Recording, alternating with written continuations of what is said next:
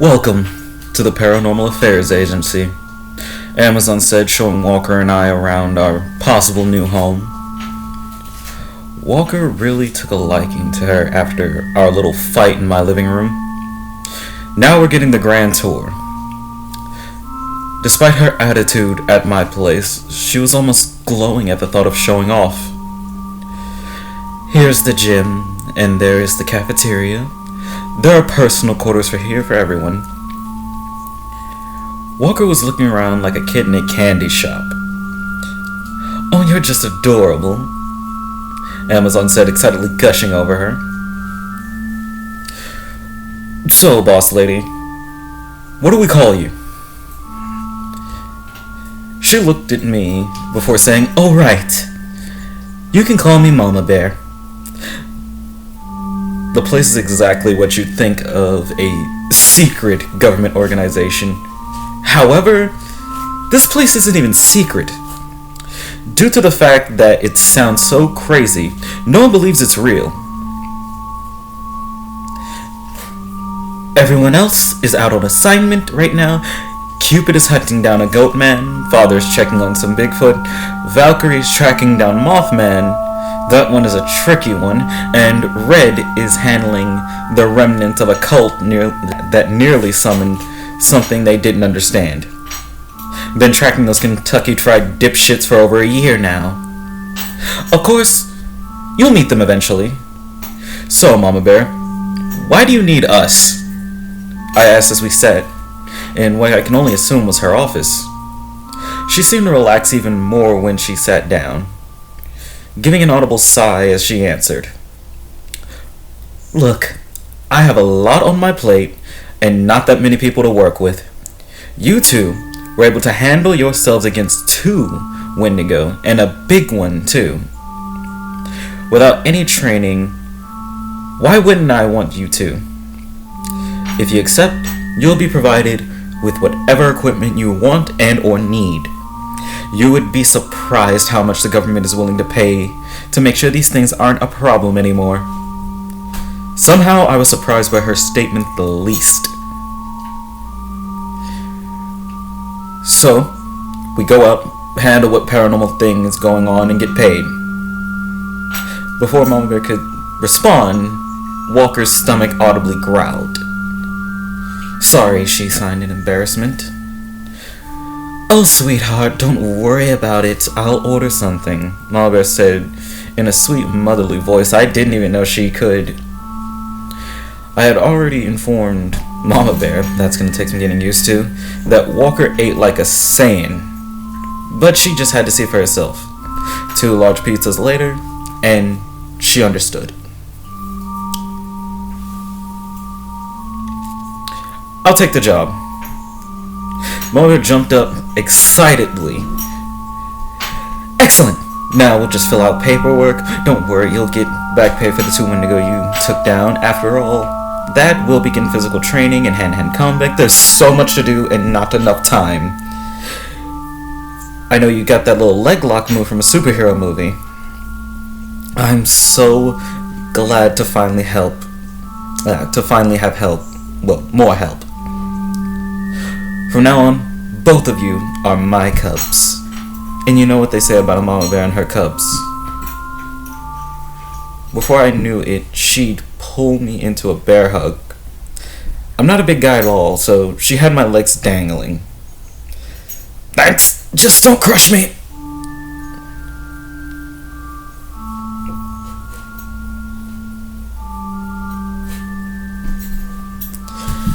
An entire 3 months went by like clockwork.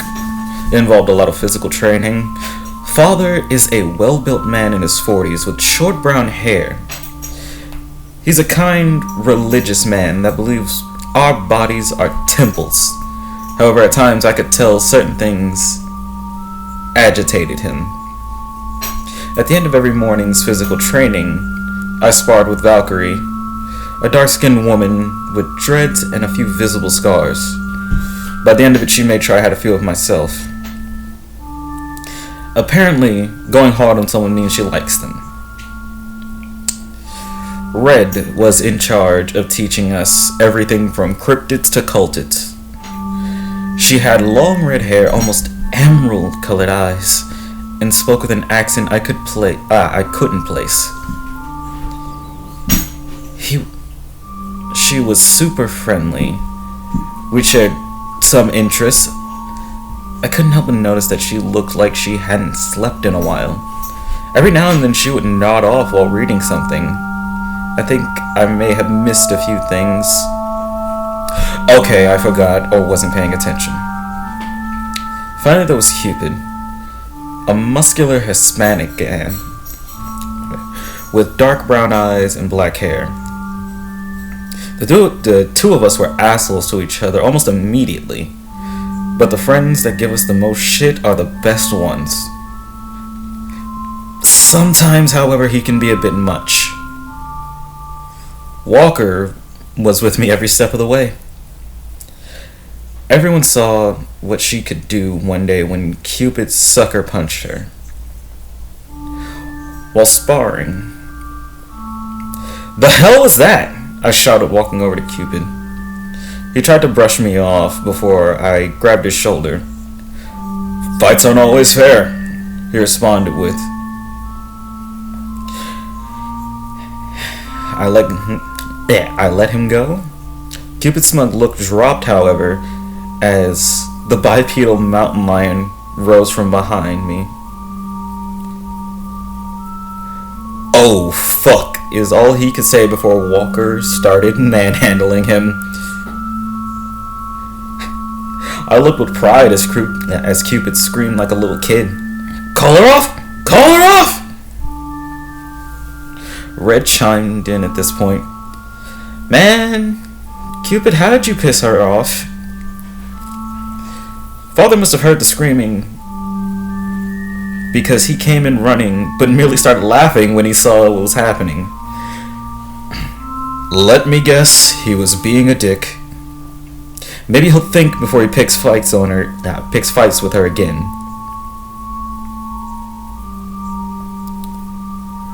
I walked onto the mat and simply tapped Walker on the back. "That's enough." Walker dropped him, and Cupid immediately shot up and tried to get in her face. "You really want to tangle with her again? You started it, remember?" "Well, it seems like you two are doing just fine," Mama Bear said, walking into the room. "However, I've got an assignment for Walker and Ranger. Ranger being my call sign. All call signs take the place of our last names. It's so that anything that needs a name to do something can't." Wait, so you're telling me we gotta kill the dog man? I asked as we stood in a familiar office.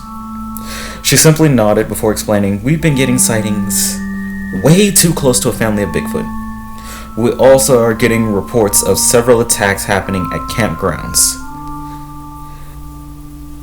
If those two clash, it'll be a bloodbath. And we can't let that happen. Since the specific family of Bigfoot are the ones Father has fostered a friendship with, he will be leading your group." Soon we were landing at a small airport in a small town.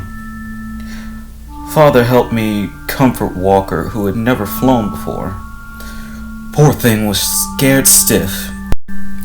We drove to a nearby national forest, and to be honest, the place was beautiful. I had no idea stones could form in such an amazing way.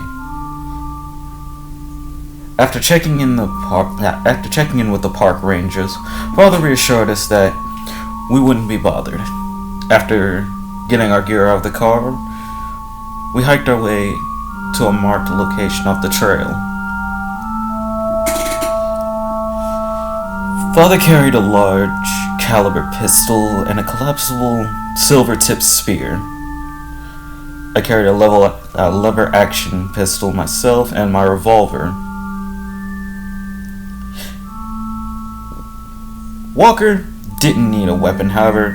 She carried one of my hunting knives, which was silver, and a machete. Dogmen are similar to werewolves. Apparently it's a mutation like lycanthropy, whatever. I didn't pay exact attention. They are vicious, however. "This is it," Father said as we reached a clearing. He cupped his hands around his mouth and let out a strange-sounding call. I froze in response when I heard a similar call come from the distance. "Relax, Sasquatch are friendly." "Oh, right, don't point your weapons at them." Walker seemed almost excited. When I asked her, she signed she'd never seen one up close before. We came across several shredded tents stained with blood. Walker even found a dog collar. After setting up camp, I began to hear something big running around the tree line. Father didn't seem bothered though, so I calmed down a bit. When suddenly, "Be completely still," Father warned. It's behind me, isn't it?" Father simply shook his head in confirmation. Of course I looked up at the smiling, hairy wild man in both shock and excitement. I froze on the spot as the Bigfoot picked me up by my collar with one arm. Hey there, big guy." "I'm with him," I said, pointing to Father. "They can understand you. This is Adam. He's just making sure that you're not a threat." As Adam inspected me, I was doing the same. It's what you expect from a Sasquatch. Tall, long matted reddish-brown hair, human-looking face, big feet, obviously. There was a smaller one with him. The little guy looked at me and smiled while I was suspended in the air. I noticed the slash marks on my new hairy friend as he put me down and patted my shoulder. The little one was inspecting Walker and climbing on her. "That's Noah. He's only 2 years old, but he's maturing faster than expected." Later in the night, we were all sitting by the campfire when a howl cut through the night air. Noah hid behind Adam as Father and I stood on either side of him. "You made sure to bring silver just in case, right?" Father said. I responded quickly. "I have 3 per gun." The instant Walker finished transforming, we formed a circle around the kid. "If you told me I'd be protecting a baby Sasquatch from dogmen a year ago, I would have asked what you were smoking. Now, this is part of my life, and to be honest, I kinda like it." "What? A baby Sasquatch is cute. Have you ever saw one you want to protect it too?" Walker tapped my shoulder and pointed towards the shadows directly in front of me. At first I saw the eye shine, then the head of a German Shepherd poked into the light. It was about as tall as Walker and had a werewolf build. The dogman stepped closer and Walker looked like she was gonna move to protect me. "Don't break the circle!" Father yelled, staring deeply into the darkness in front of him. "There's more than one," as if on cue. 3 more stepped into the light. Before I could react, Noah jumped on my back and hit his face in fear. The dogman in front stepped forward, drooling. I fired a shot, hitting the tree next to his head. "There's a bigger one circling behind them," Father said. I tried to remain calm as I made a plan in my head, as if sensing my thoughts. Father said, we take out the ones in front of us, then help Adam and Walker." He said in nearly a whisper. The one in front of me thought it was being slick, taking small steps to get close. I was pretending not to pay attention, and it was working. I know how dangerous it was with the baby on my back. She was shaking like a leaf. Doing my best to comfort him, the dogman lunged, but my lever action blasted the top of its head off. The other 3 charged at us in an instant. The one I killed hit the ground. Father dodged the clawed hand and got behind it. His spear went through the dogman's skull, and Walker decapitated her with one claw slash. Adam was having trouble with the fourth one. I noticed the weight on my back was gone, however. Before taking another step, I whipped my head around to look for Noah. He was standing next to the fire, holding a flaming stick in front of him. I dashed over to him when I saw it. This thing was so much bigger than the others. Its fur was gray and eyes were yellow and full of hate. It charged at Noah and swiped at him, only to graze my shoulder as I scooped up the baby squatch. It brought its clawed hand up for another swipe when Adam's fist connected with its face hard. And I looked up to see Walker covering both of us. "Silver!" Father yelled as he ran to help Adam. Before he could make it, a dog man that we missed attempted to blindside him. "Walker, help Father! I've got Adam," I said as I loaded my revolver. By the time I was done, the werewolf was holding Adam up by his throat. I raised the revolver and fired. My first shot hit it directly in the head. But the hole healed almost instantly, and it was now focused on me. "Damn it!" I yelled, realizing that it was just a regular round. I made sure Noah was behind me and took my second shot. The thing fucking dodged it. I was going to need to get closer to make the last one count. Before I could think of anything, it knocked me away like I was a paper ball. I immediately got to my feet. I couldn't let this thing hurt Noah.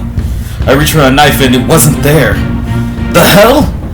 As soon as the words left my mouth, I heard a blood-curdling animalistic scream.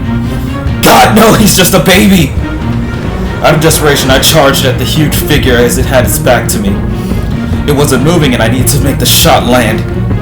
I slid between its legs and shot directly between its eyes, as it looked down at me with the expression of pain and shock on its face.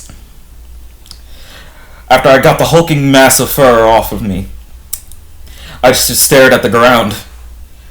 I didn't heal the tears instantly.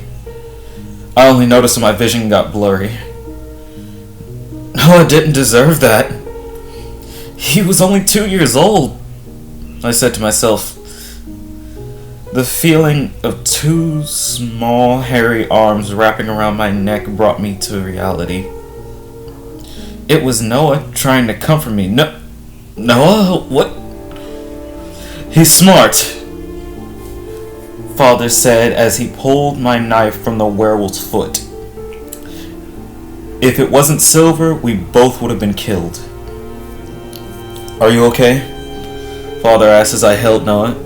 Yeah, I'm okay," I responded. However, when the adrenaline wore off, I felt like my body had been hit repeatedly with a bag full of angry rocks. Seems like we all had our wounds. Adam's arm was broken. Walker had some deep slashes that were already starting to heal, and Noah had a few minor scrapes. Actually, Father didn't seem to have a scratch on him. Is he really just that good?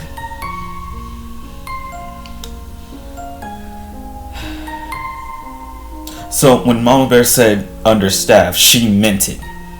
We had to throw the bodies of the dogmen and werewolves into a pile and burn them. In the morning, we had to load poor Adam into the back of the SUV that barely fit. Fortunately, we were able to get an RV to make the multiple day drive.